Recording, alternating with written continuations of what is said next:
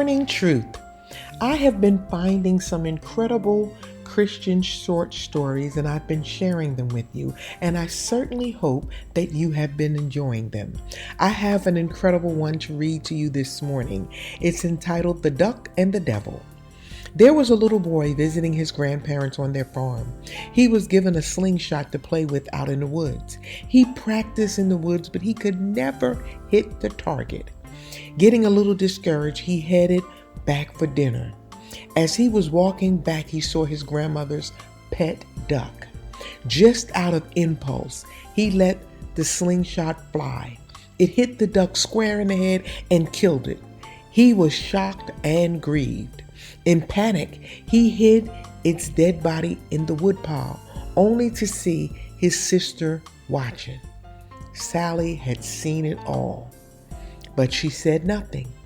After lunch the next day, Grandma said, "Sally, let's wash up the dishes." But Sally said, "Grandma, Johnny told me he wanted to help in the kitchen." Then she whispered to him, "Remember the duck."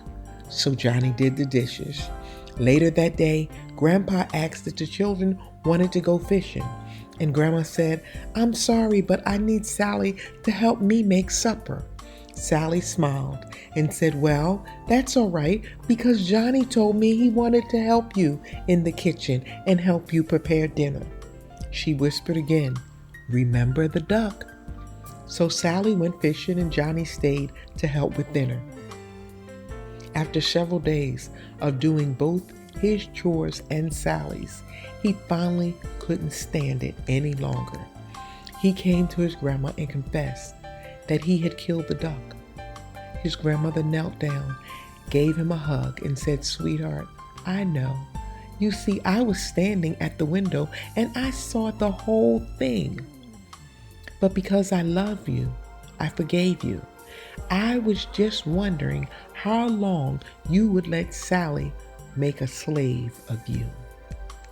The moral of the story is, whatever is in your past, whatever you have done, and the devil keeps throwing it in your face, whether it was lying, cheating, debt, fear, bad habits, hatred, anger, bitterness, whatever it is, you need to know that God was standing at the window and he saw the whole thing.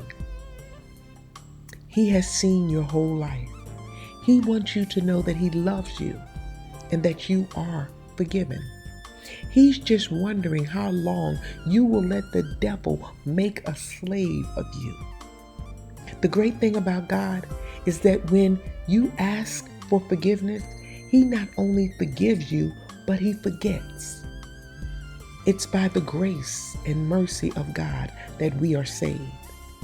I want to leave you with two scriptures. The first one from Psalm 139, 1-3, and the second one is John 8:34-36. "O Lord, you have searched me, and you know me. You know when I sit and when I rise. You perceive my thoughts from afar. You discern my going out and my lying down. You are familiar with all my ways." Jesus answered them, "Truly, truly, I say to you, everyone who commits sin is a slave to sin. The slave does not remain in the house forever. The son does remain forever. So if the Son makes you free, you are free indeed." Remember, when you start your day with truth, blessings throughout the remainder of the day is inevitable.